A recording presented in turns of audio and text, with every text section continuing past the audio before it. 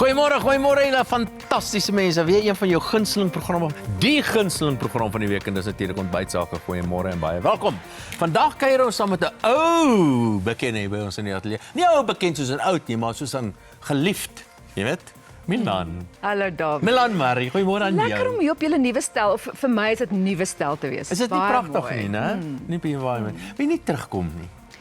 Ek dink Leon Maak jy my 'n aanbod? Dis lekker om saam met jou te Ja. kyk. Maar saam met Milan is Gilly Hofman ook hier by ons in die ateljee. Ons gesels vandag spesifiek oor 'n nuwe potgooi kwart lemoene. Goeiemôre. Dankie Dawie, is lekker om hier te wees. Dis heerlik om jou dan nou ook welkom te heet by ons nuwe span. Laat ek jou voorspan Ek het stel. my klere laat kies by julle bank. Laat pas. Ek kan dit sien. Jy het die e-pos gekry. Maar jy het dit natuurlik nie gekry nie, né, Leon? Wel, ek wil net sê, wys my jou kwart lemoene. Ek is jammer. Vandag het ons 'n lekker groot sakefokus in die omgewing van Rustenburg in die Noordwes en ontmoet ook weer 'n paar suksesvolle sakemense hier in die ateljee. Nou soos julle kan sien, is Charlene nie vandag hier nie, maar die nimmerlike Vanessa Marie de Tooy is terug hier in die ateljee as gasaanbieder. Ek het altyd gedink nimmerlik beteken vlugvoetig. Nee. O, okay. Dit beteken iets anders. Het jy my gemis daar? Ek het verskriklik baie. Dis al wat saak maak. Nou, ek is baie opgewonde om hier te wees, maar ek sien ook uit om met sakemense te kuier en in vroue sake gesels ons met My Hair Studio, MEI Hair Studio. Want hare is baie belangrik vir vrouens, soos julle kan sien, Celonia aan hierdie kant het baie vinnige haargroei ondergaan. Sure. Verduidelik vir ons wat daar gebeur. Goeiemôre julle. Ek voel soos 'n prinses in my nuwe hare van My Hair Studio en ek is maar net so dankbaar. Vandag stel ons nog 6 kandidate in ons bitterlekker top 3 bekend. 6 nuwe enkelsnitte waaruit julle 'n wenner gaan kan kies. So bly net waar julle is. Wel, dis nou genoeg van jou spul blondies. So ek wil 'n bietjie hoor hoe gaan dit aan die kombuis. Corlie, wat eet ons vandag? Dis meer ernstige sake. Altyd Dawie, kos is ernstig. Môre. Nou vandag maak ons 'n ongelooflike vars en geurende gereg. Lemoen hoender kebabs met spinasie jasmijnrys en ek bedien dit saam met Babylon Storen se blood orange liqueur preserve. Dit staan hier langs my. Wel, en in weersake gesels Celonia vandag met ons meteoroloog. Dis 'n groot woord daai. Anet Botha oor wat die wintermaande vir ons alles gaan inhou in terme van die weer natuurlik.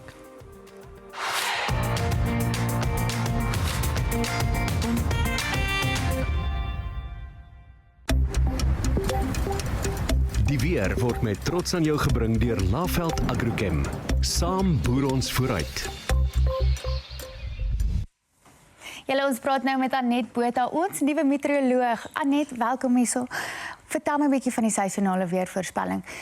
Is hierdie somer, omdat dit so nat was hierdie somer, hoe vergelyk dit met vorige jare? Ja, Celonia, dit was 'n definitief 'n somer van uiters gewees en ons het gekyk na die persentasie van reënval wat geval het die somer teenoor die langtermyn. En eintlik in dele van die Hoëveld was dit bietjie meer gemiddeld en ondergemiddeld as ons kyk na die data, maar dit was uiters nat in die Laagveld en die Kruger Nasionale Park. Ons weet dit was veral in Januarie, die vloede wat daar voorgekom het. In Hoedspruit alleen het daar 530 mm geval omtrent net in 2 weke. So dit is ongelooflike reën. As jy kyk na die data kan jy sien hy staan uit bo al die jare terug tot en met 1979 af. So dis regtig 'n nat jaar gewees. En die teenoorgestelde in die weste word dit nou weer baie warm was, veral in Maart. Natuurlik, en daar was baie minder reën in die Kaap. Sê my, is dit so erg soos die 2018 Day-Zero droogte? Nie eintlik nie, ons is nie op daai krisis op die oomblik nie. En as ons kyk na die damvlakke, op die oomblik staan die Wes-Kaapse damme so op 42% vol. En as jy dit nou vergelyk tussen die 2018 amper Day-Zero voor die winter, was die damme 21% vol. Maar na die winter het die damme ongelooflik vinnig herstel. So dit wil net vir ons sê ons kort net 'n goeie winter en ons damme gaan herstel. Anet, waarvoor staan ENSO en hoe affekteer dit ons weervoorspelling vorentoe? Siri, jy wetenskaplikes met hulle groot woorde. Ja. ENSO is eintlik maar net die El Niño Southern Oscillation. Ons kyk na die seevlaktemperature in die Stille Oseaan en dan gewoonlik as dit warmer is dit 'n El Niño, as dit koeler is dit 'n La Niña. Warmer toestande beteken gewoonlik dit is dan ook warmer en droër in die sentrale en die ooste van Suid-Afrika en dan koeler toestande 'n La Niña beteken dit nou weer dit gaan natter wees in die somer in die sentrale en ooste en ek wil klem lê daarop, maar daar's geen korrelasie in die weste nie. So dit is eintlik maar net wat dit beteken as jy na die woord kyk. Dit is so interessant. En sê vir my, wat voorspel jy vir hierdie winter? 'n Pelsjas, baadjie of 'n ligte truitjie winter? Gaan ons koud kry? Ja, kyk, as ons na die Enso kyk, is ons nou besig om van neutraal na 'n super El Niño te beweeg. Maar vir die winter beteken dit nie veel nie. So ons het nou na die seisonale voorspellings gekyk van die Suid-Afrikaanse Weerdiens en die Universiteit van Pretoria. En hulle verskil wêrelde. Ons kan sien op die kaart daar in die Wes-Kaap en onthou ons beweeg nou in die winter in. Lyk dit maar vir die Weerdiens gaan dit droër wees, maar die universiteit sê dit gaan natter wees. So in 'n manier kan ons nie regtig die voorspellings nou vertrou nie en hulle sukkel maar hierdie tyd van die jaar. So die seisoen kan ons eintlik maar nog verras, Lounia. So ek dink dit gaan 'n goeie winter wees. Julle, dit was Anet Botha. Ons gaan nou oor na Dawie met landbou sake.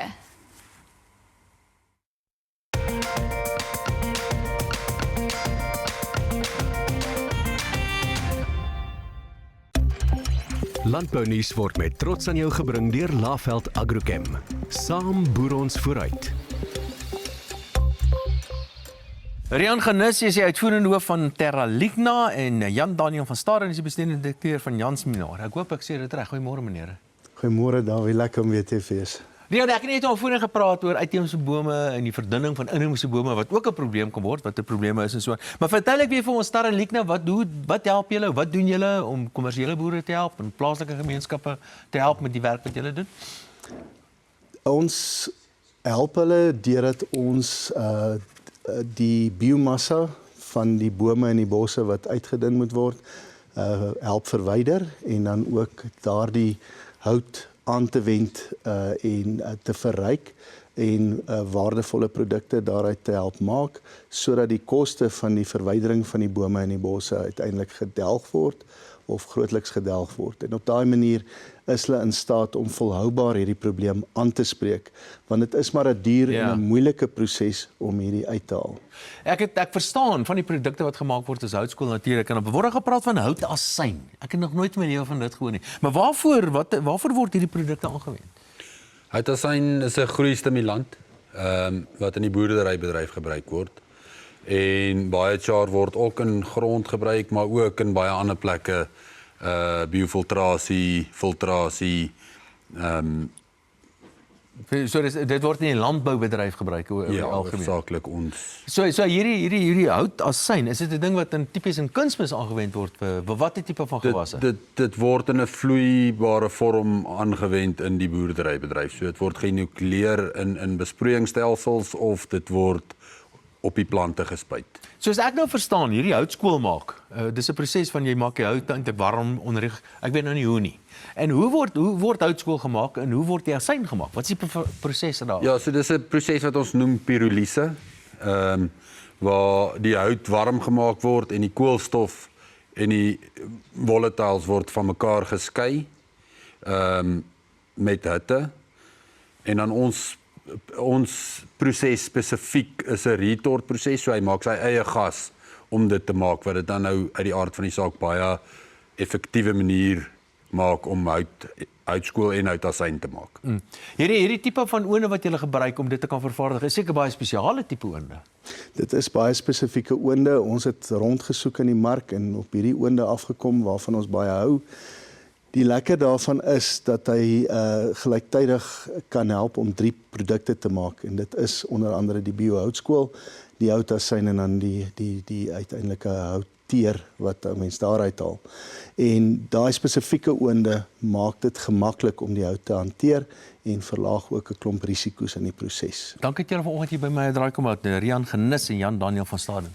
Dankie dat jy by ons draai. Wys julle nou maar net, nou selfs al as daar 'n probleem ding soos indringer plante en dies meer, kan mens altyd 'n plan daarmee maak en selfs geld uitmaak. Nou kuiersake is volgende en ons gasaanbieder Vanessa Marie de Tooy gesels nou met Milan Murray en Gili Hofman oor kwart lemoene.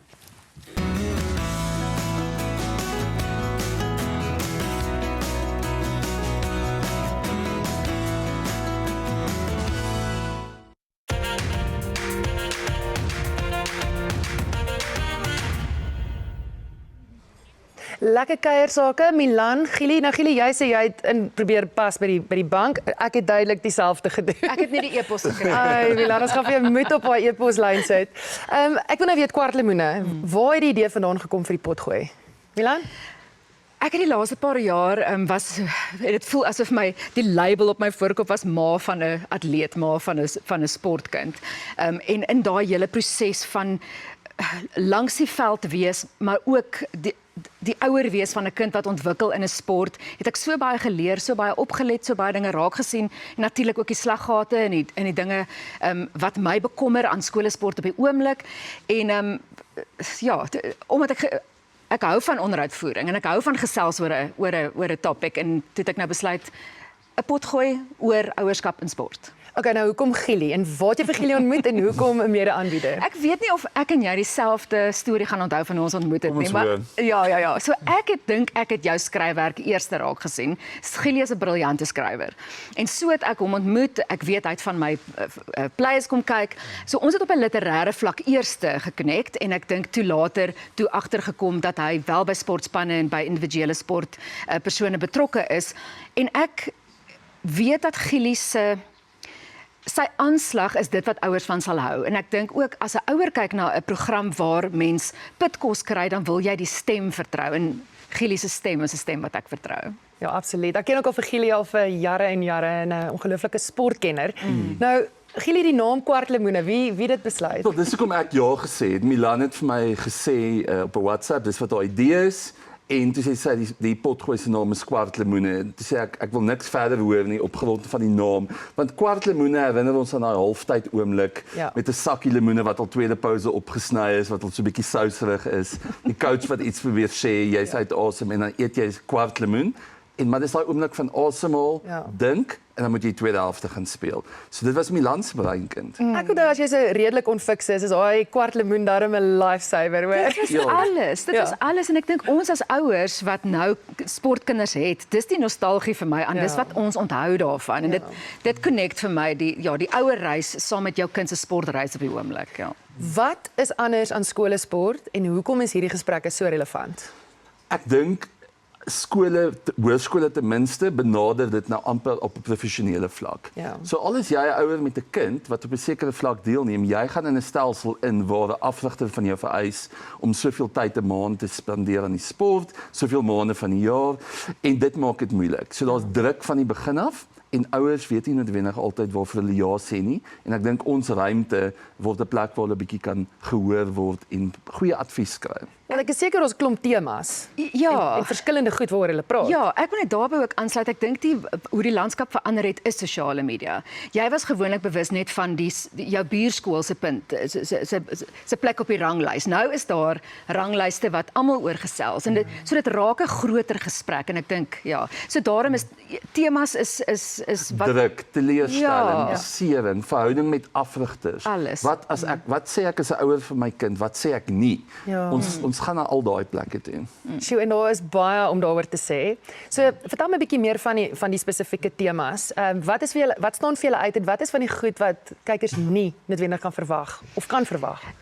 Ek dink wat ons gesprek op die potgooi interessant maak is dat ons uit twee verskillende hoeke kom. So as ons byvoorbeeld praat oor afrigters, dan het ek 'n sekere ervaring as 'n ouer. Gili het 'n sekere ervaring want hy werk met afrigters. En dit is wat amper ek sal nie sê ons het 'n debat nie, maar ons het 'n gesprek vanuit twee kante wat dit lekker maak.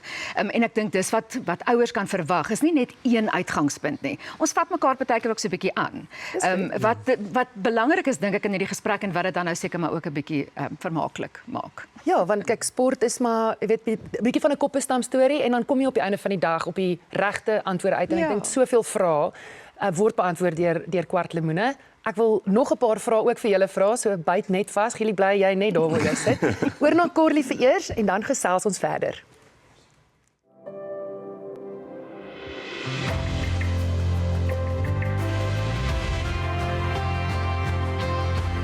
Be Loved Foundation. Saam maak ons 'n verskil in die gemeenskap.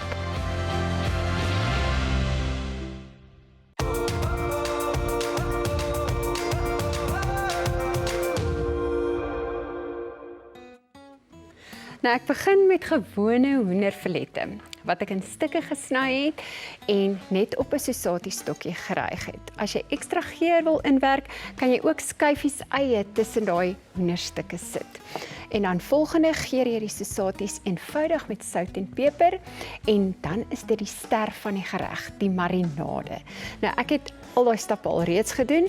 In 'n bak meng ek olyfolie, lemoen of sitrusmarmelade. Dit is nou hierdie ene wat hierso staan. 1 vars lemoen en lemoenskil vir daardie heerlike sitrussoetheid. Vars petersilie, roosmaryn, olyfolie, oregano en paprika. Dan gee jy dit nou 'n goeie meng en gooi dit oor die hoender soos ek hier voor my gedoen het.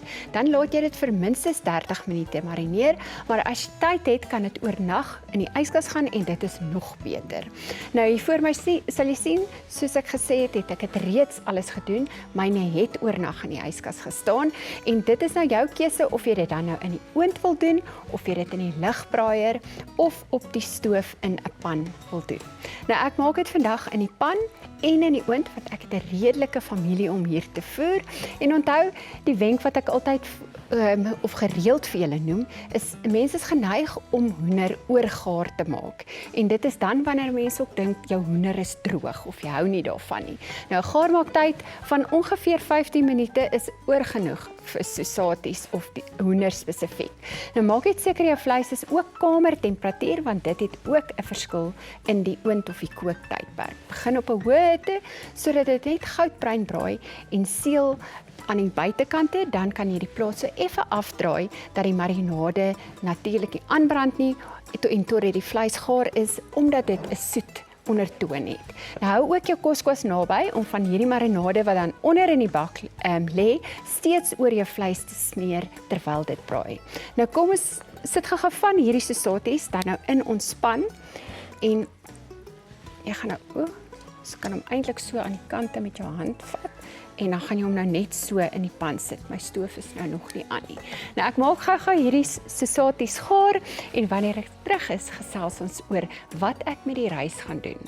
Nou ja, van lemoenhoender terug na kwartlemoene. Wes gesels nou verder met Milan en Gili daaroor.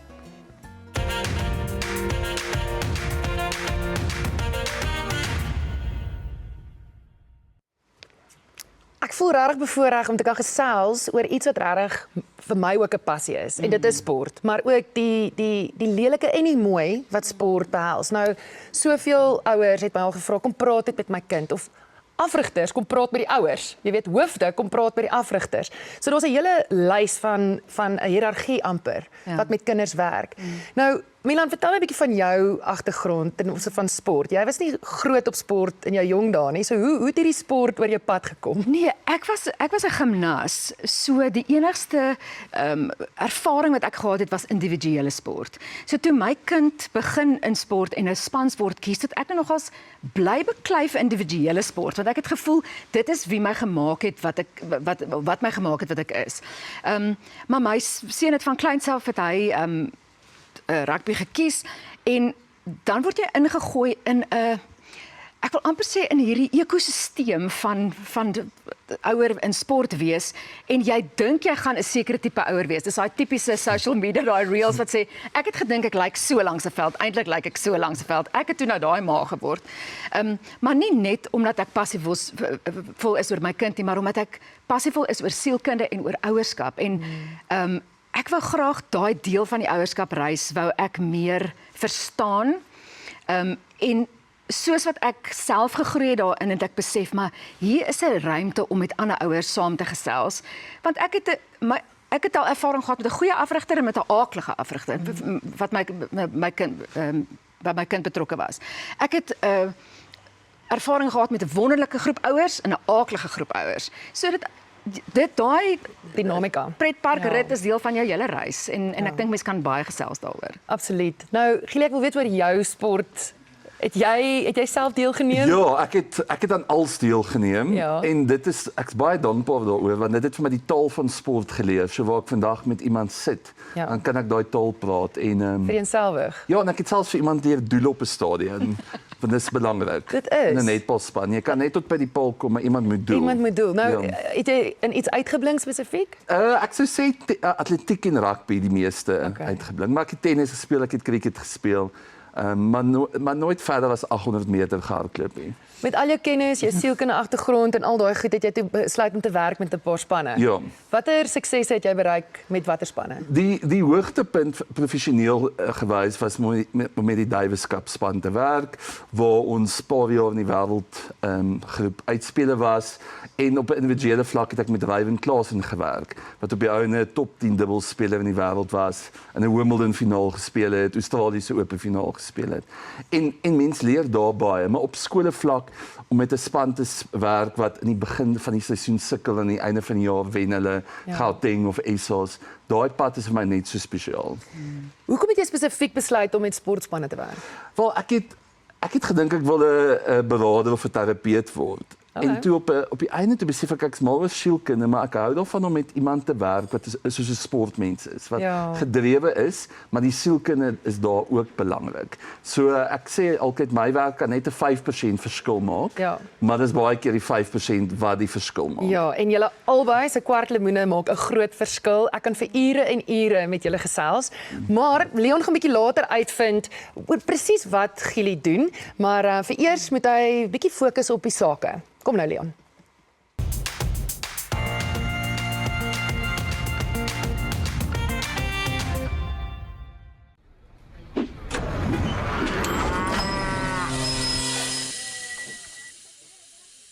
Pollen, besigheidsfinansiering. Welkom by die Sakefokus en vandag kuier ons in Rustenburg in Noordwes. Nou Rustenburg is 'n mooi stad wat bekend is vir sy landboubedrywighede, mynbou, ryk geskiedenis en mooi natuurskoon natuurlik. So ons kyk nou hoe dit in daardie omgewing lyk. Rustenburg is die grootste stad in Noordwes en gestig in 1850. Dit was 'n belangrike dorp in die politieke sake van die ou Transvaal in die middel en laat 19de eeu. Daar is baie doen dinge rondom Rustenburg met verskeie natuurreservate in die omtrek. Dit val ook binne die Moreleng Kultuurgebied en lê net ongeveer 3 km van die Pilanesberg Nasionale Park se Bakgatla-oord. Daar word uitgebreide besproeide tabak, koring en vrugteboerdery in die omgewing gedoen. Rustenburg is ook die tuiste van een van die wêreld se grootste platinummyne, maar krom, nikkel en graniet word ook hier ontgin.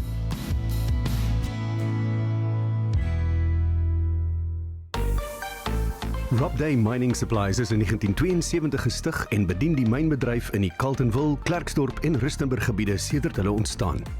Hulle het meer as 15 jaar gelede ook 'n tak in die Leidenburg Steelpoort gebied oopgemaak.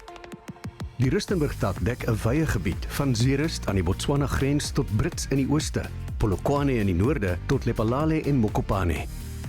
Die naam Robday Mining Supplies is sinoniem met dienslewering. En hulle sukses deur die jare kan grootliks toegeskryf word aan 'n groot tevrede kliëntebasis. Baie van hulle kliënte het hulle lojaal ondersteun vandat hulle in 1972 begin het. Hulle streef na uitnemendheid.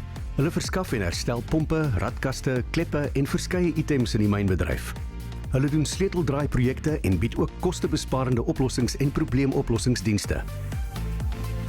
Robday Mining Supplies en hulle personeel het die hoogste werksetiek, is goed opgelei en 24 uur per dag, 7 dae per week beskikbaar om te help met enige verwante probleem wat mag ontstaan. Kontak hulle vandag. Botsé Drill and Blast in Hartbeespoort is 'n volledige diensverskaffer van oopgroef, boor en skietwerk. Met hulle eie vloot en werkswinkel sowel as tegniese ondersteuning wat hulle bied aan kliënte, verseker hulle dat operasies glad, effektief en altyd volgens skedule verloop. Hier kry kliënte volronde diens van die begin tot einde van operasies.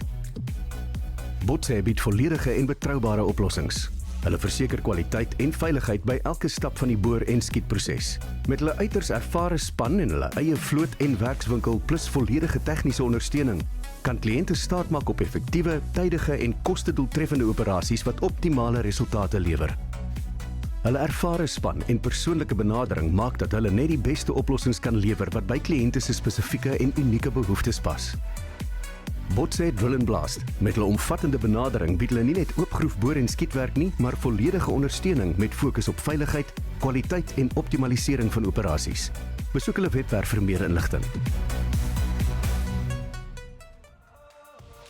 Mynbou speel 'n groot rol in die ekonomie van Rustenburg. Daai masjinerie moet aan die gang gehou word, mense.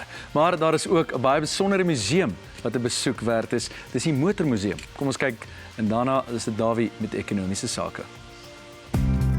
As jy in Rustenburg kom, maak gerus 'n draai by die Philip Moster Transportmuseum.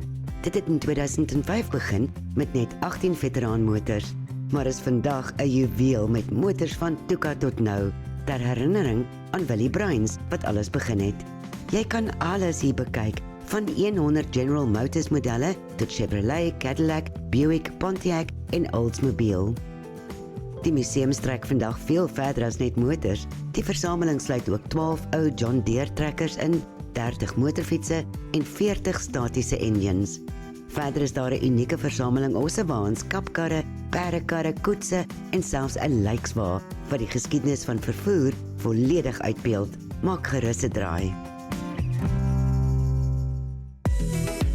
LDV Rustenburg in Noordwes is 'n goedgekeurde LDV franchisehandelaar en verkoop nuwe en gebruikte LDV voertuie en Leyland DAF voertuie.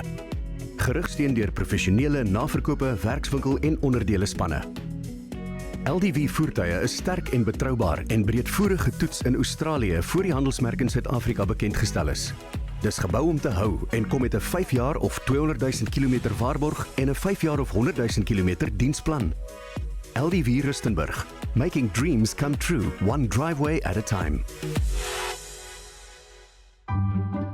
Manor Hills Guest Lodge in Rustenburg fokus op die klein details wat saak maak, soos vars, smaaklike kos, moderne netjiese fasiliteite en 'n span wat altyd daai ekstra myl stap. Met hulle funky maar steeds professionele atmosfeer, kry gaste die perfekte balans tussen ontspanning en kwaliteit.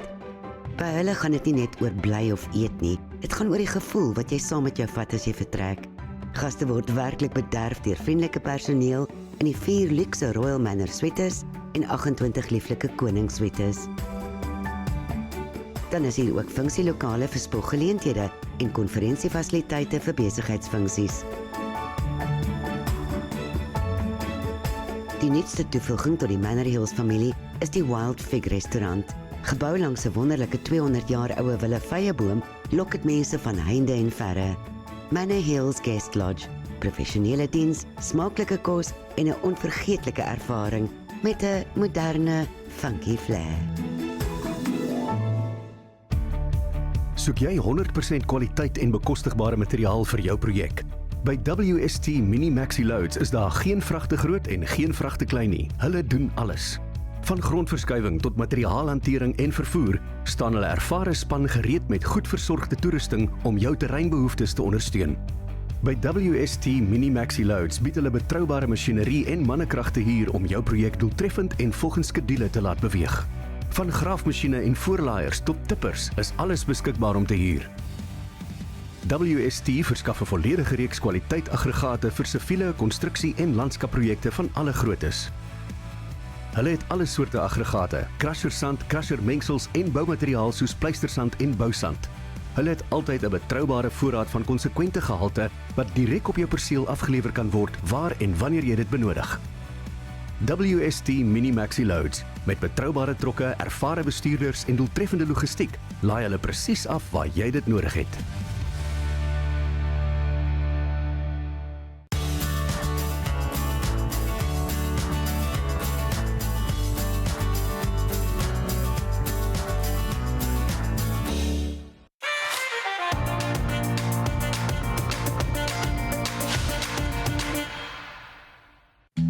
SAVF is die nuwe ontwikkelaar by die Oogaftree Leefstyl Landgoed in Mokgopong, Limpopo, waar reeds 500 wooneenhede is.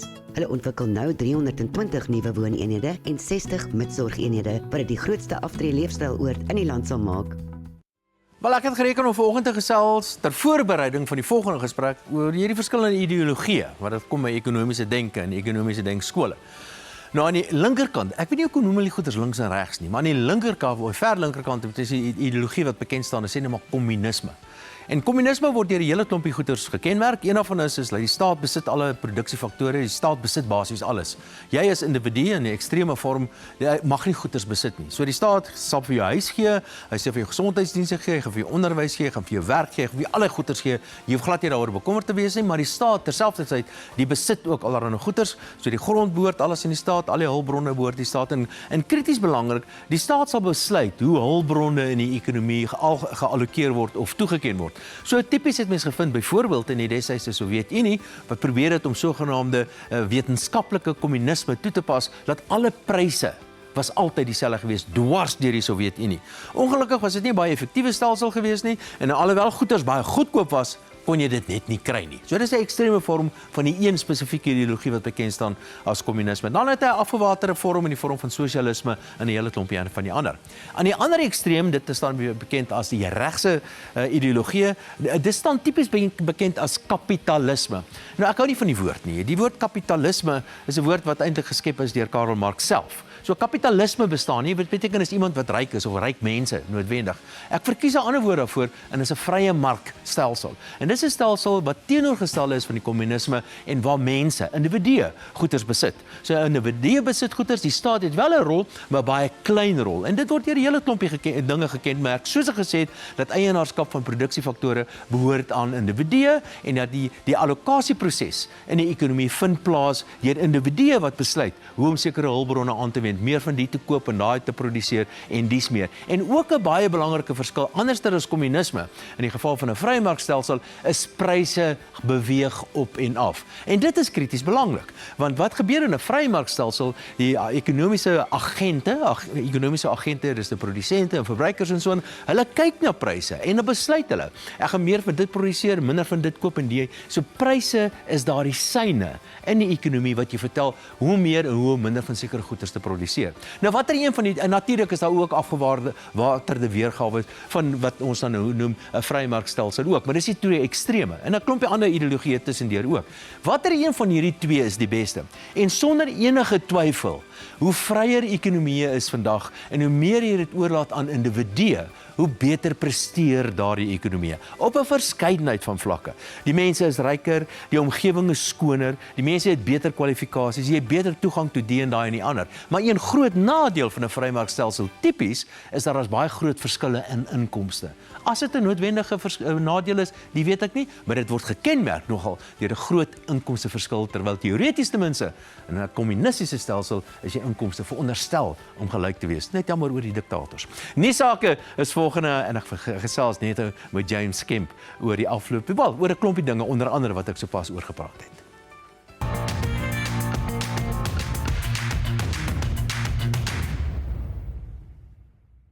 En nou, die koning van versekering.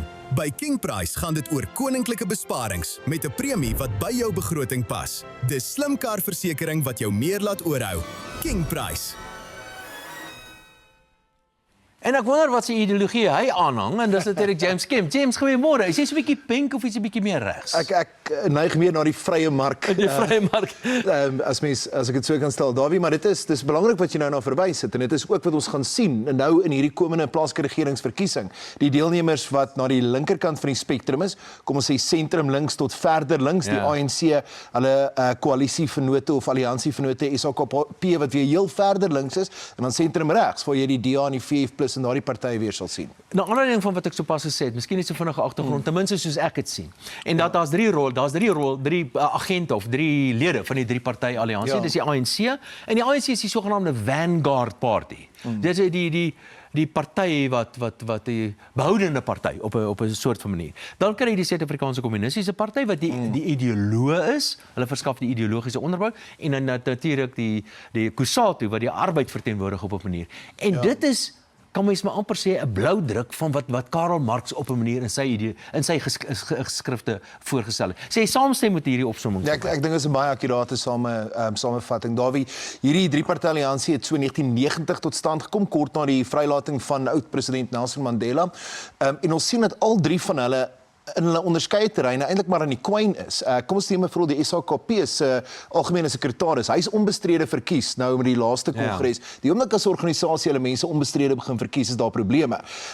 Dan daarmee saam ook die ANC het ons gesien hoe hulle getuimel het in die 2024 verkiesing en die verwagting is dat hulle dit kan voortsit, daardie swak prestasie in die plaaslike regeringsverkiesing. Kusatu, wie se lidmaatskap in die stadium redelik bestendig is by omgewing van 1.8 miljoen, maar ons moet nie vergeet nie, dat net 'n paar jaar gelede was hulle oor die 2 miljoen lede sterk, so ook daar sien ons dat Kusatu self ook aan die kwyn is. So, die Kusatu se rol, afgesien dat die Kusatu dan in die huis is in die drie-party alliansie vir georganiseerde arbeid, is Kusatu se rol ook die feit dat dit baie goed georganiseer is, en ter tye van verkiesings gaan die ANC eintlik Kusatu se netwerk gebruik om die verkiesings te beveg. Is dit so? Ja, nee, wel, dit sal verseker tot die ANC se beskikking wees. Ons het ook in die verlede maar gesien dat diegene wat by Kusatu aansluit en wat Kusatu ondersteun, dat hulle by verstek dan ook nou die ANC sal ondersteun, maar dit is nie meer noodwendig die geval nie, want ons het nuwe rolspelers daar aan die linkerkant van die spektrum na vore sien tree in die politiek. Ons het die EFF na vore sien tree, ook die MK-party. So dit is nie meer vanselfsprekend dat Kusatu se lede ANC ondersteuners is nie. Hulle het al 'n paar keer genoem dat hulle miskien 'n ander party soek om by aan te sluit soos wat jy nou genoem het. Daar 'n paar verkiesings gelede was daar 'n party wat dit was die Workers and Socialist Party, WASP, wat aan 'n nasionale verkiesing deelgeneem het. Hulle het lelik uit die bus geval. SHKP wat in hierdie stadium dreig om self ook aan die plaaslike regeringsverkiesing deel te neem. En die ANC wat hulle eintlik nou nog net tot in vroeg in Mei maand gee, hulle eie lede wat dubbele lidmaatskap het van die ANC en die SHKP om aan te dui wie hulle gaan steun. So die van die ministers wat nou hierso ter sprake is, byvoorbeeld Blyden Zemanzi en Gwede Mantashe, Boetie Manimela, wat die minister van hoër onderwys is. En wat is jou gevoel, is die KP of die SHKP dan op sy eie sou gaan hulle sekerlik lede by die ANC hoofsaaklik wegvat? Ons het in 2017 gesien dat die SHKP deelgeneem het aan, dit was nie 'n tussenverkiesing, dit was 'n herverkiesing wat in Sasolburg, die Metsimaholo munisipaliteit plaasgevind het. Daar het die SHKP 3 setels gekry, het was so 6.3% van die steun wat hulle daarop hulle verenig het. Sedertdien, die kere wat die SHKP onder hulle eie vaandel deelgeneem het, het hulle maar hier in die omgewing van 1% gekry. En eintlik sal dit wonderlik wees, Dawie, as die SHKP werklik op hulle eie deelneem, dat ons nou vir eens en vir altyd kan sien dat rooier is nie mooier nie. Die kommuniste geniet nie so baie aanhang in Suid-Afrika as wat hulle noodwendig dink nie. So die ANC is toe nou so breë kerk as wat hulle gereken hulle is. Dit blyk nie te wees nie. Baie dankie dat jy vanoggend by ons het raai gemaak het. En soos wat altyd die maar die geval is, dat as dit begin sleg gaan, dan vind mens dat die huis of dan die breë kerk is besig om te verbrokkel. Terug na Sake Fokus op Rustenburg.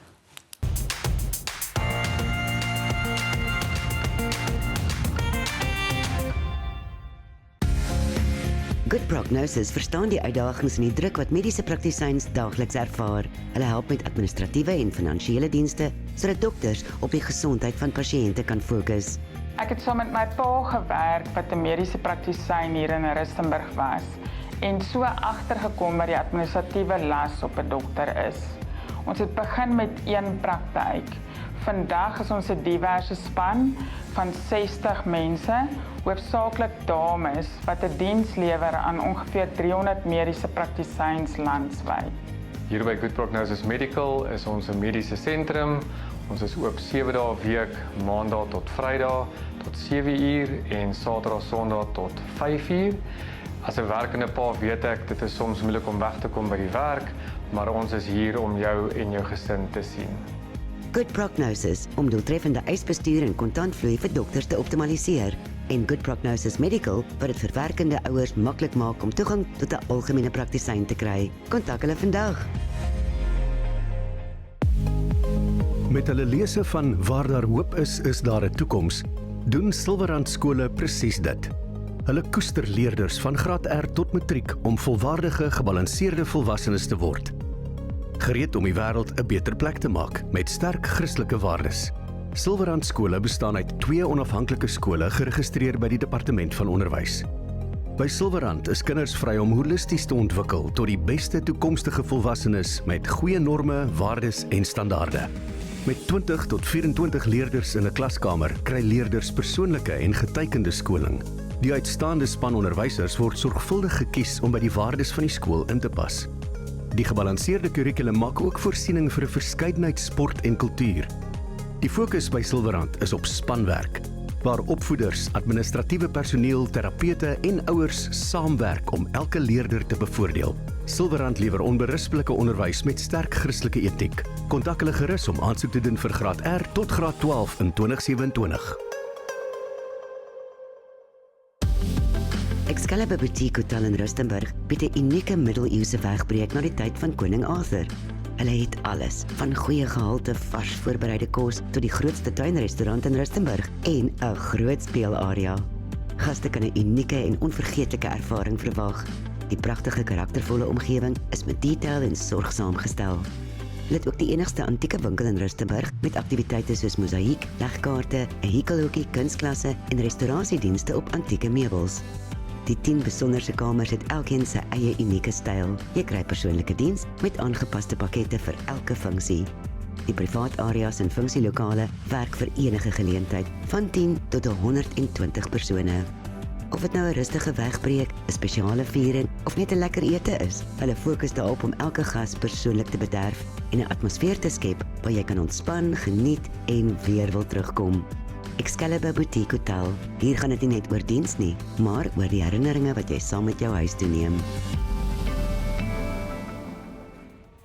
Rustenburg het goeie dokters, skole en lekker gastehuise. En ons kyk nou vir oulaas na nog 3 suksesvolle ondernemings in Rustenburg. En daarna gesels Dawie met die mense van Metal Events, spesiaal vir die boere.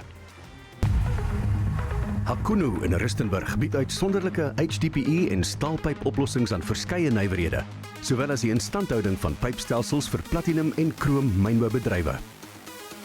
Hulle span spog met meer as 19 jaar ondervinding in die veld en hulle het al die nodige toerusting om installasies op jou perseel uit te voer. As 'n trotse vlak 4 BEE maatskappy het hulle personeel die kennis en ervaring wat nodig is om alle tipe pypinstallasies te doen. Hulle weet dat die verskaffing van produkte en dienste van die hoogste ISO standaarde en gehalte 'n fundamentele vereiste is vir die toekomstige welstand van beide hulle en hul kliënte. Hulle doel is om te verseker dat die vlak van gehalte by Hakunu deur middel van gevestigde standaarde en metings ooreenstem met kliënte se verwagtinge of dit oortref. Hulle is daartoe verbind om produkte en dienste betyds teen mededingende pryse te lewer en sodoende 'n hoë mate van kliëntetevredenheid te bereik. Hakunu. Hulle mikpunt is om voortdurend volgens die hoogste vlak van gehalte en integriteit te presteer. Afri Readymix and Hardware in Rustenburg is 'n volledig geïntegreerde verskaffer aan die mynbou en algemene konstruksiebedrywe. Met fokus op kwaliteit, diens en gemeenskapopheffing, herdefinieer Afri Readymix plaaslike uitnemendheid in konstruksiemateriaal.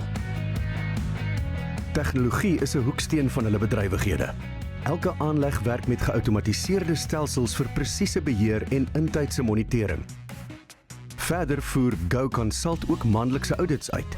Deur gevorderde chemiese bymiddels in te sluit, het Afri Readymix produksterkte verbeter en hulle omgewingsvoetspoor verminder. Met 98% stiplike aflewering en 0 veiligheidsvoorvalle, is hulle 'n uitsoekkonstruksievernoot.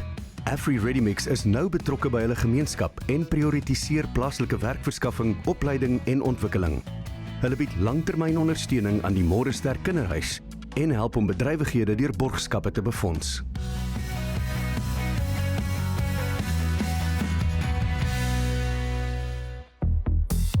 Cherry Rustenburg is 'n goedgekeurde cherryhandelaar wat nuwe en gebruikte cherries verkoop, gerugsteun deur professionele naverkope, werkswinkel en onderdele afdelingsspanne. Cherry voertuie het beduidende erkenning verwerf vir hulle gehalte, tegnologie en pryse. Alles daarop gemik om kliënte gemoedsrus te bied met goeie waarborge en diensplanne, soos die 1 miljoen kilometer of 10 jaar en waarborg vir die eerste eienaar. Cherry Rustenburg, making dreams come true, one driveway at a time. Mornay Alston en Speedy Jooste is die manne van Metal Events en Agri Pieces South Africa. Goeiemôre meneer, baie welkom hier. Baie dankie Dawie, lekker om hier te wees. Mornay, Metal Events en Agri Pieces, wat doen julle en hoe pas dit goed by mekaar en wat maak julle presies? Wat doen julle vir die boere? Dawie, ons twee maatskappye is uit die aard van die saak. Metal Events spesialiseer in onderdele op landbouimplemente, hoofsaaklik sluitparte, alles wat onder die grond afsluit wat jy kan maar sê 'n necessity is vir 'n boer om te vervang sodat hy sy grond kan bewerk. En 'n paar jaar na ons met Lewens begin het ons toe met AgriPieces begin wat nou meer net implemente is. Alles wat agter die trekker gebruik word om jou grond te bewerk en jy weet die ouens te help om oes in die grond te kry.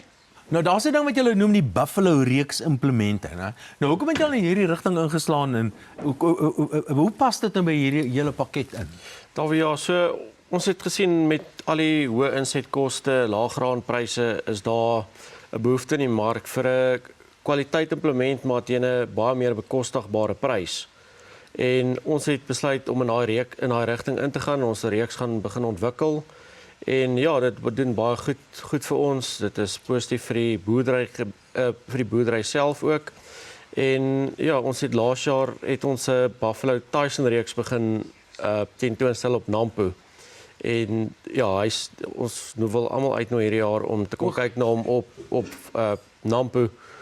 Ons gaan 'n groot 9,5 meter daar hê. Ek dink is die enigste een van sy soort as nie in Suid-Afrika nie in die wêreld.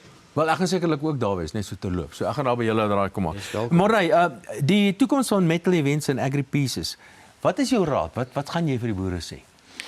Daar net vlugtelik, ons het nog 2 lyne bygebring aan die AgriPieces kant. Die een kant is die Mascar balers wat ons inbring uit Italië uit. En dan die BMC reeks kunsmisstrooiers wat ons inbring uit Spanje uit. En dit is die nuutste toevoegings tot die reeks. My raad aan die boere is, wees versigtig, dink dinge mooi noukeurig deur voor jy besluit maak. Kontak ons.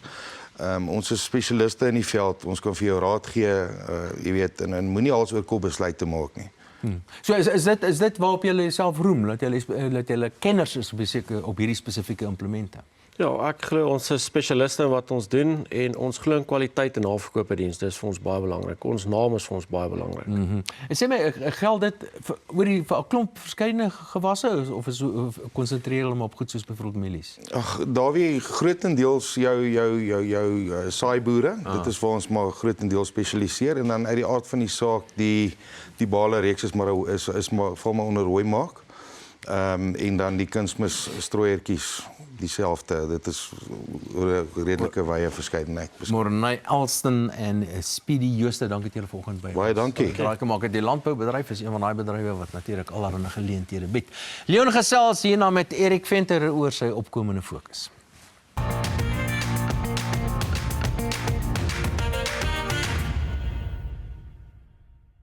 Een naam is nooit net 'n naam nie.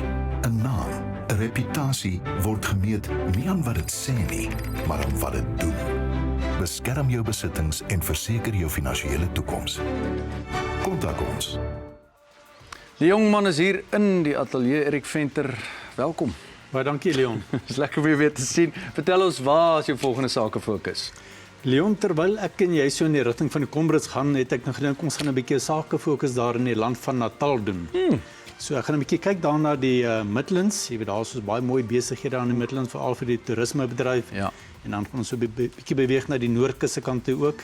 Kyk watter besighede is daar waar die plek maak werk. Is daar 'n spesifieke tipe besighede wat moet deelneem of is dit enige besighede in daai areas? Basies enige besighede in daardie area, maar natuurlik 'n groot, medium-groot ondernemings is die onderneming wat die meeste baat vind uit ontbytsake uit. So as jy 'n besigheid het in daardie klas en kategorie, kontak my, dan kom sien ek julle, dan bring ons julle ontbytsake toe. En hierdie sake fokus saai uit in Julie? Hy saai op die 25ste Julie uit en dan wys ons vir mense wat daar aangaan. Hulle moet sommer vir jou nou kontak. Dankie dat jy 'n draai kom maak met Erik Venter. Nou eers terug na Corlie.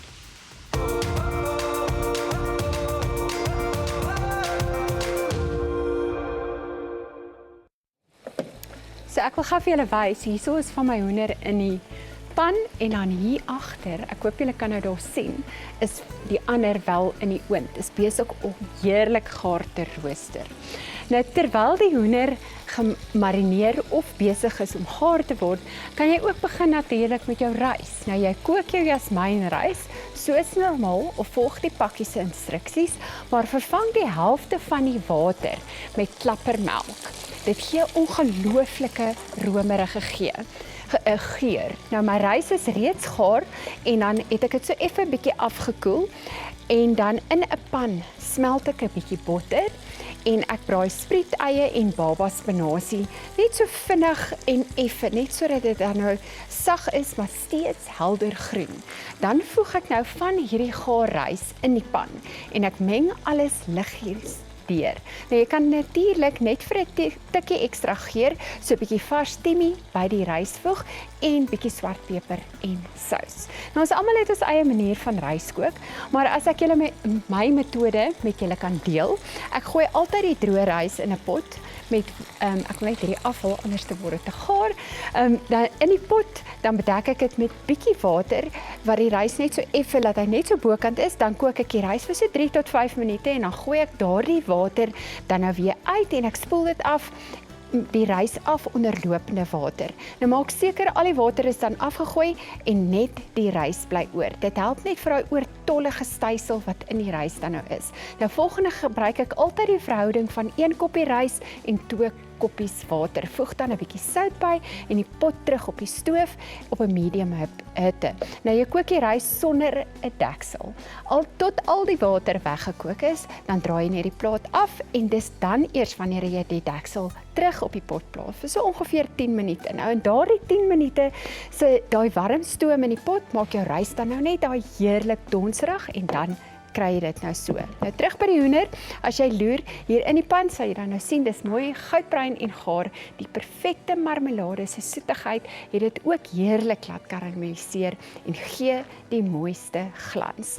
Nou ek gaan hier binne insit en dit net lekker meng en dan as ek terug is dit tyd vir opdiening. Maar nou eers oor na kuiersake en Leon gesels met Gillie Hofman.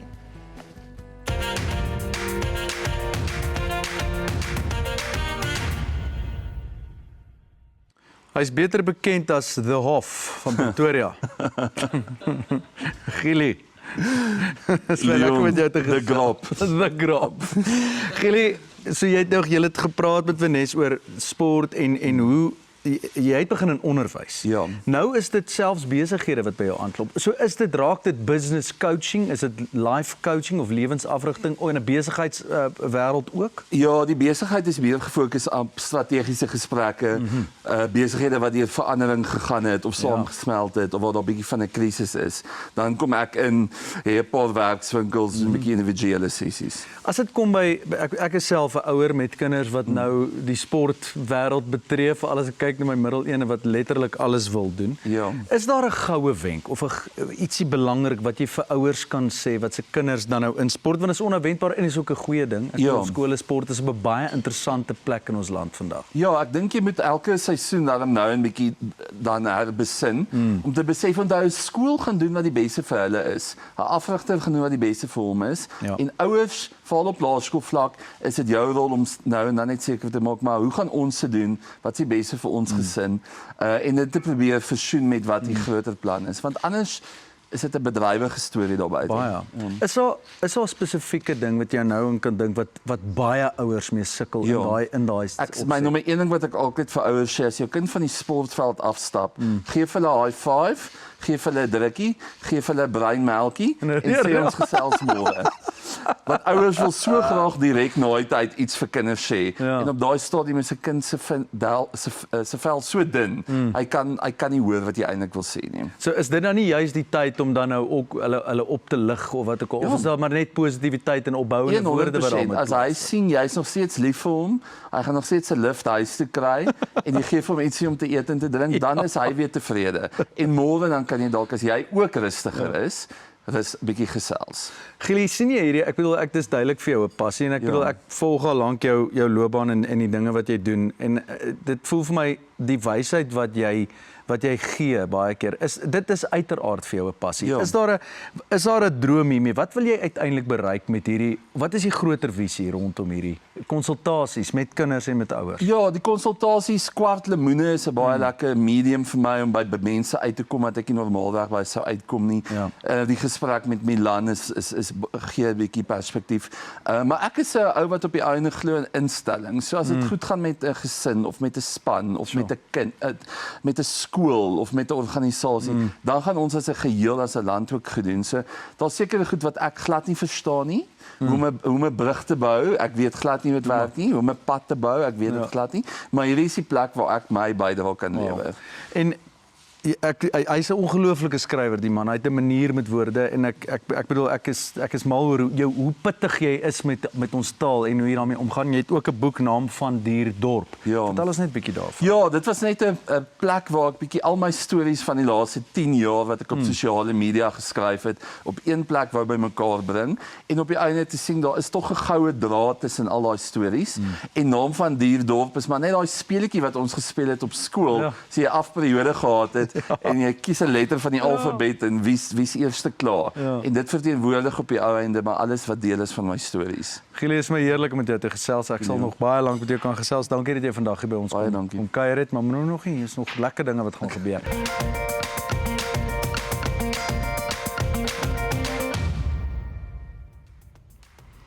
Dis weer tyd vir ons bitterlekker top 3 en hierdie week is daar nog 6 enkelsnitte wat pas deur van ons land se talentvolste onafhanklike kunstenaars bekend gestel is. Salonia, kom ons val sommer met die deure in die huis. Kom ons spring met die gitaar in die swembad.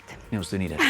Hier is hulle in alfabetiese volgorde. Andriet Norman met haar liedjie Uyenze wat doen dit beteken. Die snit is 'n kombinasie van moderne popklanke en 'n Afrika gevoel met 'n boodskap van hoop en samehorigheid. Hierdie liedjie sit al heel week in my kop vas. Dis 'n baie goeie snit en dan is daar Yulin se Saam Jou wat gaan oor twee mense wat saam deur die lewe wil gaan en soms net vir 'n rukkie van die wêreld wil vergeet.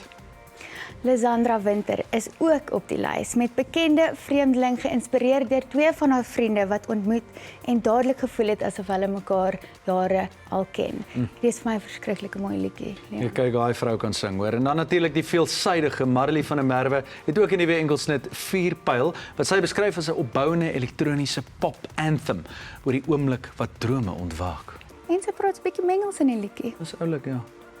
En van drome gepraat. Ronaldo Albert se liedjie Droom te klein is ook 'n finalis en dit herinner ons om die vuur binne ons wakker te maak en ons drome te jaag. Ek het my drome gejaag en kyk waar sit ek nou. Saam met my. So, jammer daaroor. Ja.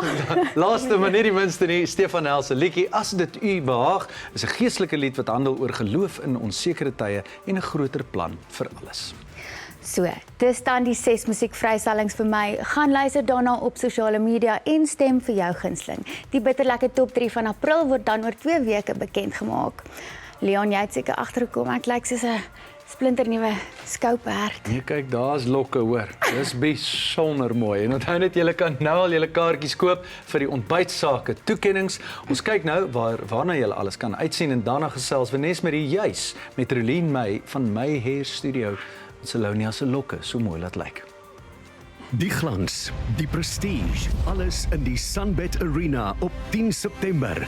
Die ontbytsake toekennings 2026 met internasionale kunstenaar Lauren Allred, die stem van Never Enough. 'n Rooi tapijt toekenningsaand saam met Sake Elite, ook met optredes deur Elvis Blue, Darren Lam en Ilandrey. Kaartjies is beskikbaar vanaf 1 Mei by pizza.co.za. En ontbytsake se kaartjieskamer.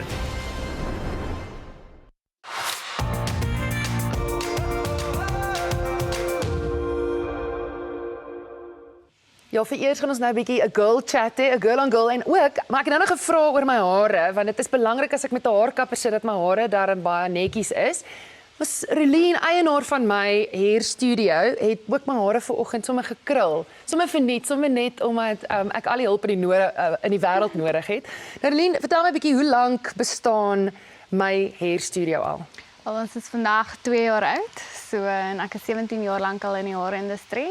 En Kan ek 'n high five kry vir daai? Ja, dankie. Well done and happy birthday. Dankie. Ja, en ek is bevoorreg genoeg om met 'n ongelooflike span te werk wat saam met my elke dag hulle passie uitlewe. Dit is ongelooflik. Nou, obviously My is jou van, dis waar die naam vandaan kom en EA. Wat beteken die studio vir jou persoonlik? Sien dat jy jou hele van op dit gesit het. Ja, dit is nogal 'n groot ding. So, die salon was 'n droom geweest wat 'n realiteit geword het en ek moet sê dit is nie net 'n plek van waar jy 'n salon is nie, waar jy instap nie. Dit is actually waar kliënte, jy weet, vriende en familie geword het en dit is belangrik vir my as 'n ruimte waar hulle kan kom om te ontspan, hulle self geniet, vertroosting vind en net hulle self wees. Ja, dit klink vir my na 'n plek wat ek gereeld wil gaan besoek. So dit raak 'n familie, dit raak 'n tuiste. Definitief. Wat 'n ander dienste verskaf julle? Ons bied 'n wye reeks van navorsingsdienste aan. So ons kyk gewoonlik ons doen met 'n nuwe kliënt doen ons 'n komplementêre konsultasie waar ons na hulle kopvelgesondheid kyk, ons kyk na die haarsnitte wat hulle doen, wat hulle het, waartoe hulle wil werk. Die stylis sal professionele raad gee natuurlik verder. En dan kyk ons ook na behandelings wat die hare benodig, haarverlengings en dan is ons ook bevoorreg genoeg om met goeie handelsmerke te werk soos Kerastase vir die tuisorgdienste en dan Swarsko vir hulle kleerbehoeftes. Nou, julle het 'n promosie aan vandag. Kan jy 'n bietjie meer vertel van die promosie want ek hou van promosies. Yes. Ons het vir elke kyker wat inbel of ons WhatsApp kry dan met die kodewoord my ontbytsake kry 35% afslag op hulle waardienste. Regtig, so ja. 35%, dit is nogal baie. En as jy weet hoeveel dit kos om hare te sny deesdae, dit is omtrent 'n huiseprys. So ek sal sterk aanbeveel dat jy op hierdie geleentheid spring. Nou, wat is die boodskap wat jy graag daar buite wil sit vir al jou kliënte wat so getrou is aan jou en ook nuwe kliënte wat by jou sou instap? Kliënte moet net altyd 'n glimlag hê met selfvertroue daar uitstap. Ons is deel van mense se lewens waar ons deel geheime met hulle of hulle deel geheime met ons. Hulle stap in, soms lag ons, soms huil ons saam en vir my is dit maar net dat hulle met 'n glimlag en selfvertroue daar uitstap. Dis ongelooflik. Ja. Wel, en dankie ook dat Selonia se hare so mooi is, hoor. Ons almal kan sien dat dit definitief 'n wonderlike verbetering is, te danke aan my hair studio. Nou, ek sien hier aan my regterkant, eerstens dit ryk ongelooflik hier binne. En dan is Leon en ons heel gunsteling aanbieder, Davie, is besig met kubersake. Ontbytsake is beskikbaar op vele sosiale media platforms, onder andere Facebook, Instagram, TikTok en LinkedIn.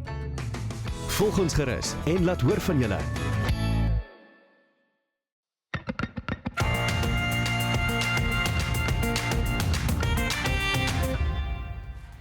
Kom maar net sê. Wat? Het jy gehoor wat sê? Ek is ontstig. Wag, ek is bly nie. Welkom by Kubersake en dis altyd lekker om te sien hoe lekker jy saam met ons kuier op sosiale media. Verlede week was ons gas die DA-politikus Helen Zille en sy het beslis Dit was besonder. Kitty van Vuren het geskryf net een soos H Zille. Die vrou sal alles doen vir SA. Sê net dankie. Zille. Dis dit is. Baie dankie aan Rian van Wyk wie se boodskap ons dag gemaak het. Hy sê ontbytsake deel van enige huishouding se medikasie. Ja. Geen naweek is dieselfde dag sonder nie en elke aanbieder is spesiaal en hulle beskik oor die vermoë om die beste gaste vir die program te kry. Sien jy? En die beste aanbieders. Blykbaar. En moenie bekom jy is spesiaal. Dankie tog. Ja, sluit ek af met #pragtige mense man. Ag Rian, stop dit. Jy sê dit net. Onthou ook vir ons bitterlekker top 3 wat pas aangekondig is. Elke liedjie se skakel is op ons Facebookblad gelaai. Gaan luister daarna en stem vir jou gunsteling. Onthou jy ook hoor.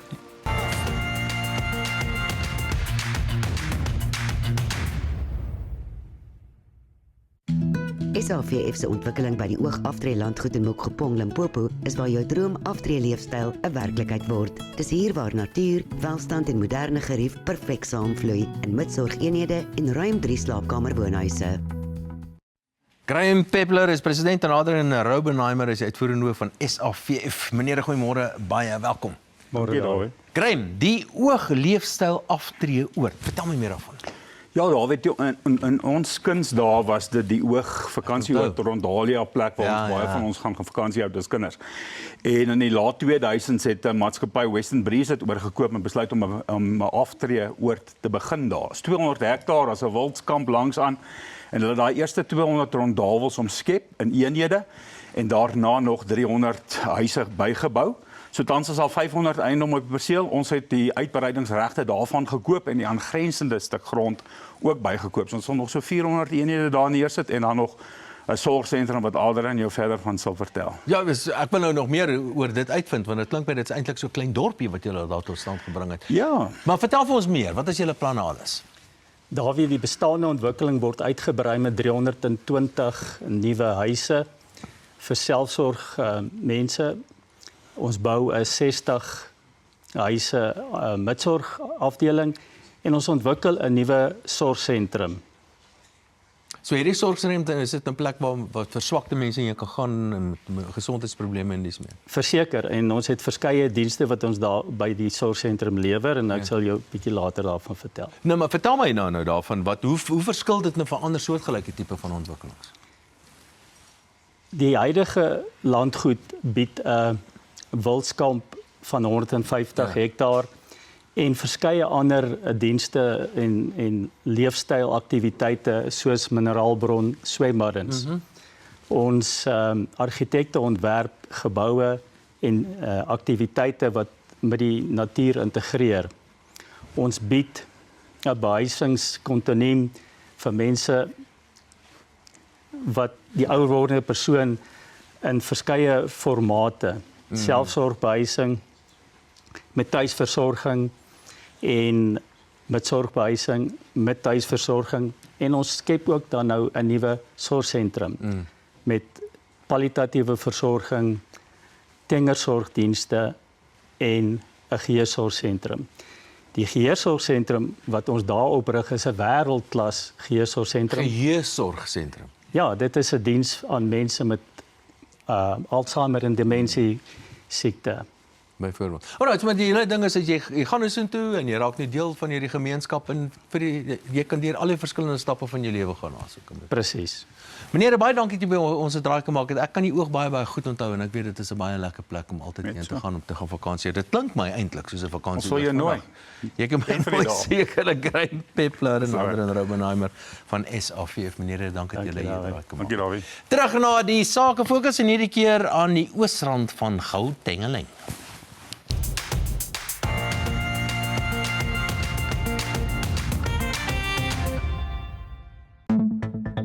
Schauenberg Systems help mynbou en industriële kliënte om veiliger en slimmer te werk. Hulle verskaf veiligheidstegnologie en geïntegreerde oplossings wat gevaarlike omgewings bedien met praktiese, doelgerigte oplossings soos botsingvoorkoming, gasopsporing, werkerkoppeling, sigbaarheid en digitale veiligheidsplatforms. Hulle kombineer hardeware, sagteware, data en diens om veiligheid en produktiwiteit te verbeter. Wat Schauenberg laat uitstaan is ons vermoë om tegnologie, data en ondersteuning te integreer in een oplossing, pasgemaak vir ons kliënte. By Schauenberg doen ons meer as om net produkte te verskaf.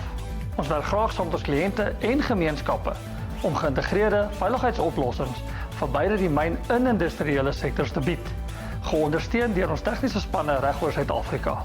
Alles deel van ons belofte van innovasie wat red. Met 'n diepgaande begrip in die bedryf, ondersteun hulle kliënte van implementering tot deurlopende diens en verbetering.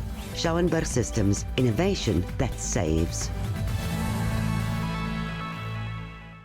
Amanda van Sail is dierkonsultant by Diag, maar ek hoor die boere sê sommer Diag. Dis reg, Diag sê so lekker. Nou vertel vir ons van Diag of Diag, wie wat is julle? Diag of Diag, ons is 'n verspreider en 'n verskaffer van gespesialiseerde produkte vir die landbousektor. Ons ondersteun boere met hoë kwaliteit oplossings om higiëne, biosekuriteit en produksie te bevorder. Nou een van hierdie oplossings wat ons het is wel Peroxel, die produk Peroxel. En onthou dat ek later vir jou 'n storie vertel van Roman Biochemie en Back and Close. Oh wow. Nou Peroxide, klink soos peroxide amper. Waarvoor word dit gebruik? Dis korrek, dit is 'n waterstofperoksied ontsmettingsmiddel, breë spektrum.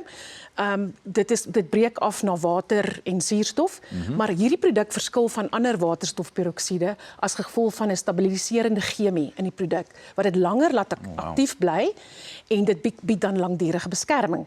Die produk is gebruikersvriendelik of omgewingsvriendelik. Dit breek af of ontbind na water en suurstof en dit vernietig al die skadelike organismes in die water, soos byvoorbeeld virusse, bakterieë. Wow. So dit klink dus al voorheen liggend, maar waarom is dit dan 'n belangrike oorweging in iets soos Back and Close biosekuriteit? Back and Close is 'n virus wat verskriklik vinnig en maklik versprei in 'n kudde.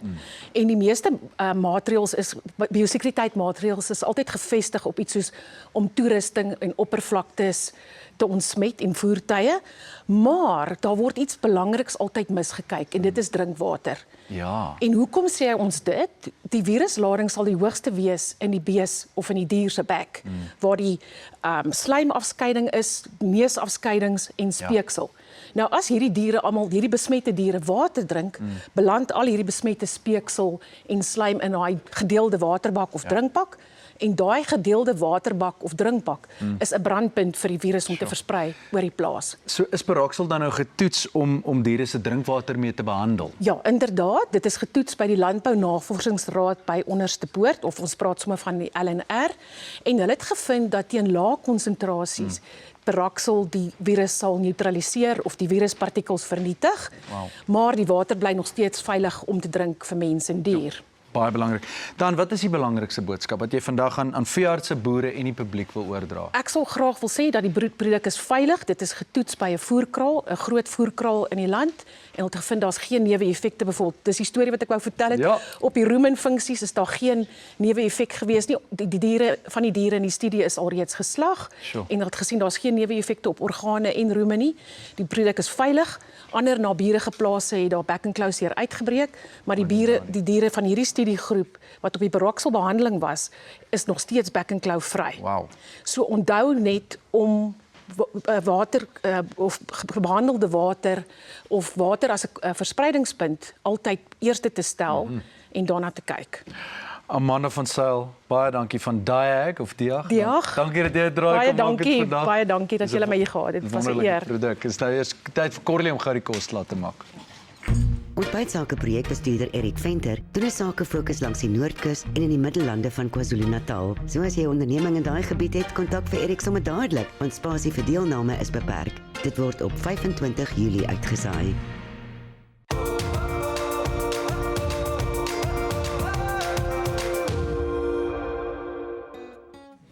Nou vir 'n vars balans het ek 'n vinnige jogurtsous gemaak.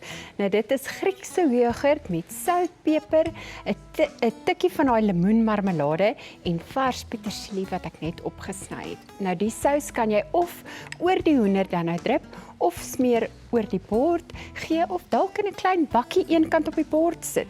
En dan vir garnering gebruik ek net vars petersilie of hierso het ek sprieteier, chives. Ek hoop is nou die regte woord. Lemoenskyfies wat ek uitgedroog het en dan of in die ligbraaier of in die oond kan jy dit doen. Dis net vir die herhaling in my hele resep. Nou kom ek spring weg en wys gou vir jou hoe dien ek hierdie bord op. So ek begin en ek gebruik sommer so 'n gewone glasbakkie en dis sommer maar net om jou opdiening interessant te maak en ek skep dan nou so 2 van hierdie skeppies rys in. Druk hom so effe plat. En dan tip jy hom nou net so om in jou bord, so maklik soos dit. En dan vat ek hierdie jogurtsousie, sit so 2 skeppies op die bord en dan trek jy hom nou net so plat. En dan sit jy hierdie hoender enetjie so. Hier's nog een hier binne, kom ons gebruik hom ook. Hom daardie kant, sommer so oor. Dan gaan ek my bord so omdraai. En dan vir interessantheid en soos ek genoem het vir herhaling sit hierdie so bo oor en laaste 'n bietjie van my chives. Nou die bord is vars, geurig en perfek gebalanseer. Soet, sout en romerigheid in elke happie. Die gereg gaan perfek pas saam met hierdie heerlike wyn. Vars en heerlik. Nou die resep is op ons ontbytsake webblad, so probeer dit gerus. Geniet jou naweek en lekker kook. Nou gesels Dawie eers verder met Milan.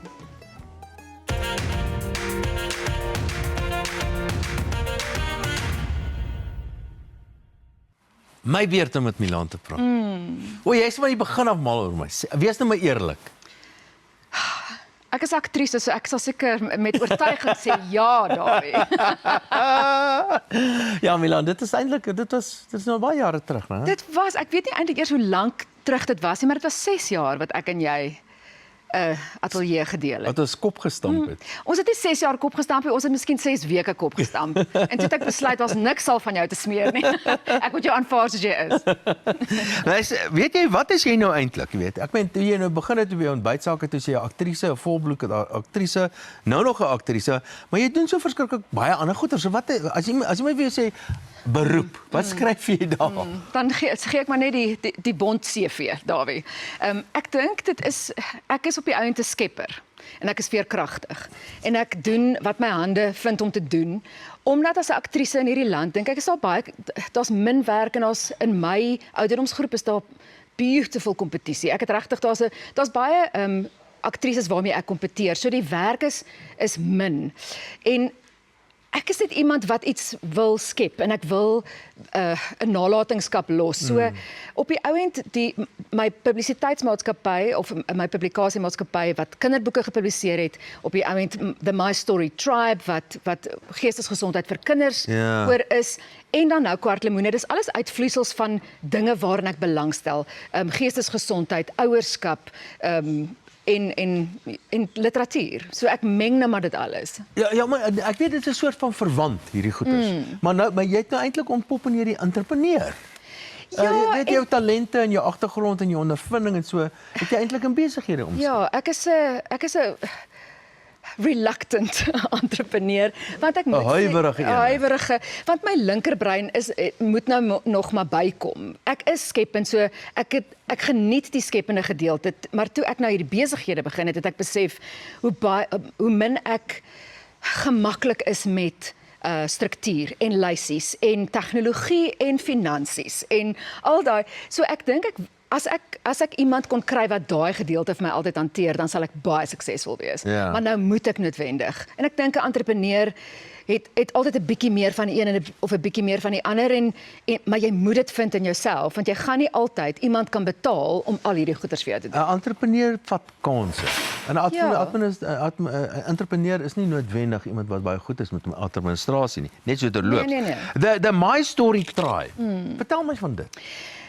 So ek stel baie belang in sielkunde en omdat ek geestesgesondheid deel van my eie prentjie in my lewe was nog altyd en ek het in my kinders begin raak sien het hoe belangrik dit is om vir ons kinders 'n goeie selfbeeld en veerkragtigheid te leer en grit vasbyt, het ek saamgespan met 'n sielkundige en 'n arbeidsterapeut en het ek produkte ontwikkel vir laerskoolkinders sodat ons hulle kan help om daai goed in hulle self te ontdek. So My Story gaan oor my lewensstorie en ek voel dat kinders moet eienaarskap vat van hulle eie storie, wie hulle gaan word, waarna hulle belangstel en dit is vir my die onderbou van 'n gesonde tiener, want ons almal weet die wiele val af as hulle tieners is, maar as ons kan belê in die laerskoolkind se onderbou, se menswees, dink ek is dit 'n goeie. Tieners weet eintlik mos alles. Dit is, en ek is so bevoorreg dat my tieners die beste weet. Dit lyk vir my, en ek meen jy's nog bloedjonk. Ek meen jy's hoe lank? Jy's swaarlik 30. Jy weet. Maar lyk my jy wil net meer en meer goeders aanpak. Dink jy daar's 'n ouderdom wat mense nou meer goeders begin doen of 'n ouderdom waar mense minder goeders begin doen? Dit hang seker van jou persoonlikheid af, maar vir my was dit in my 20s en my 30s was ek baie ambisieus en ek het deure oopgeskop. Dit was my houding teenoor vooruitgang en teenoor skep. En nou in my 50s voel ek moedswillig genoeg om te sê dat ek deur oop deure stap. Ek skop nie meer 'n deur oop nie. Dis nie meer nodig nie. Die deure gaan nou so half oop. Nee. Ek sal klop. Dis Mira, jy het gesien dis Milan Murray, dan gaan die deure so. Maar is jy nog 'n aktrise? Och, ek is in my hart eerste aktrise en ek glo daai rol wat my nog heeltyd ontwyk dit is nog daar.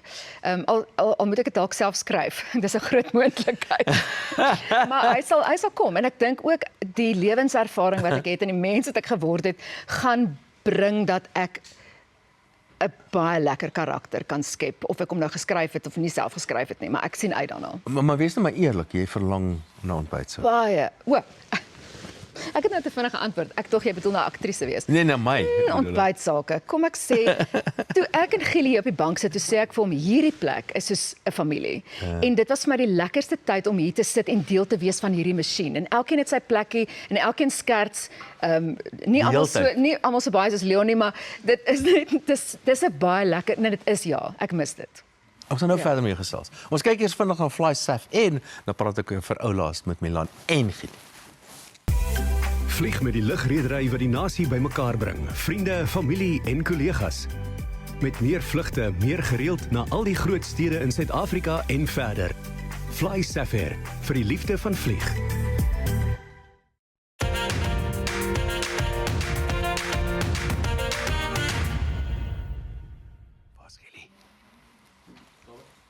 Wow, Milan, waar's Gielie? Ek weet nie, Gielie, waar's jy? Ons kyk of hy nou maar gaan kom. Ja. Vertel my julle verhouding, né? Hoe julle twee. Ek en jy het nou lank saam goeters ooreengekom en soos jy sê, hierdie is so 'n bietjie van 'n sepie op 'n of ander manier. Ja. Hoe het julle oor die weg gekom aan die begin? Ek en Gielie, kom loop die kant in.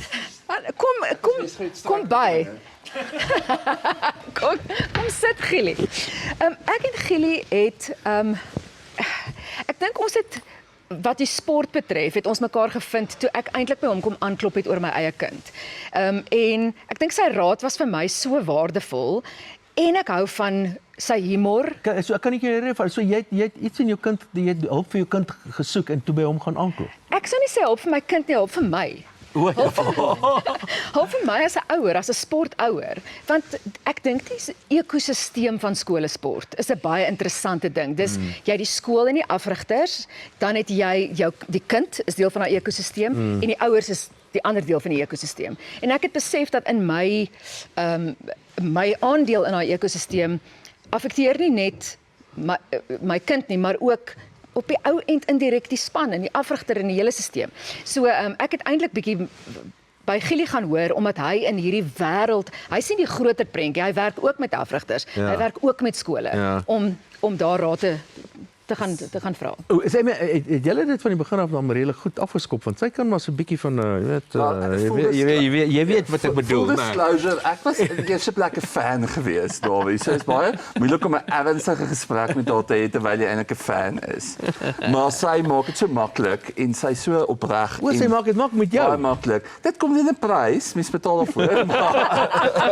Nee, maar dit was baie maklik en ons het net dadelik geklik. So en die eerste keer toe ek haar na seun ontmoet het in die Kaap. Hy was toe nog 10 of 11 en toe hy kom sit en ons wil nou ernstige sake praat, toe sê hy vir sy ma, mamma, wat mag ek eet?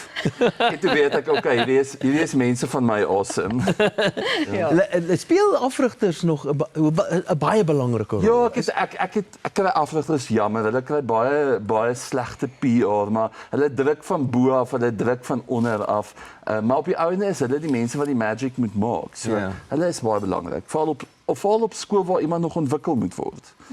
Wat is julle langtermyn? Ek weet nie vir wie om dit te vra nie, maar wat gaan word van Kwartlemoene? Wat is die langtermynplan? Ek dink ons die droomprentjie is dat ons nie net die pot gooi bly nie, maar dat ons 'n geselsprogram word waar ons ek dink selfs in 'n formaat soos ontbytsake waar jy iemand het wat kyk na die mediese aspek, 'n biokinetikus en 'n fisioterapeut, dan jy iemand anders wat praat oor die dieetkundige wat praat oor hoe belangrik dit is en dan iemand wat van die afrigter se kant af. Ek dink ons wil graag so 'n gemeenskap skep waar ouers kan aanklop en raad kry, maar ook saamgesels. Ons wil ook graag hê, want op die ou end in hierdie ekosisteem ouers ondersteun mekaar. So dit is die droom. Ek wil raasien vir jou vra, wat maak dit dat die ouers soos 'n klomp kinders langs die veld staan en skree en te kere gaan en selfs begin 'n vuis slaan? Ja, ek dink is moeilik. Ek dink Milan kan nog wel een. Sy vertel in ons eerste episode van 'n oomblik waar 'n man jy weet, sy hand op haar skouer moes sit en sê rustig. Weet jy wat, ek kry ouers jammer, want hulle dis jou hart wat op die veld is. Ja, dis waar. En jy het nie 'n uitlaatklep nie. Jy beleef alles wat hulle beleef. So nou moet jy maar begin beweeg. Ja, ek dink. Hoorie Milan, dit was wonderlik om jou weer te sien en saam met jou te kuier. En Gielie, dit was lekker om jou te ontmoet. Dankie. Dat jy hier by ons draai kom maak. Ons gaan vir julle nog ietsie gee. Baie dankie dat jy by ons kom kuier, hè. Dit was heerlik, hoor. Vir die eerste keer in my 8 jaar het ek 'n onstrategiese hap gevat voor ek die gas het. Maar nou stuur ons julle nou weg met 'n Babylon storentjie. Nie sommer net van so nie, kyk nou net bloedlemoen. En 'n preserve en natuurlik 'n ou koppietjie, julle moet asseblief van ons ding. En 'n lekker wynsleersak van ons vriende by Boot and Rally. Julle was fenomenaal. Ja. Baie groot Ja, ek wil nou juist David, ek is nou wat ek wil doen. Is nou Babylon Story het ook hierdie lekker blood orange liquor preserve jy gegee het en as jy vervolg In die vervolg. moenie met 'n mond vol kos praat nie. Ek sê nou namens almal op Facebook. En volgende week is ek weer hier en ons vier Moedersdag. Kan jy glo? Moedersdag. Dit gaan lekker wees. Saam met Rina Hugo en haar dogter Anri van der Linde. Ek sien verskriklik baie uit daarna. Okay, maar nou mag jy nog 'n hap vat. Mag ek dankie tog. Kijk, Ons gaan nou dankie, wegval lekker hier. kos, dit Hier lyk is heerlik. Dankie Corlie. Dankie Corlie. Met 'n lemoentjie bo. Lekker, hè? Mond vol kos of kos vol mond? Nee, ek moet besluit. Ek moet maar besluit. Dit is al lekker gesond. Bye bye, mense. Ek hou van hom.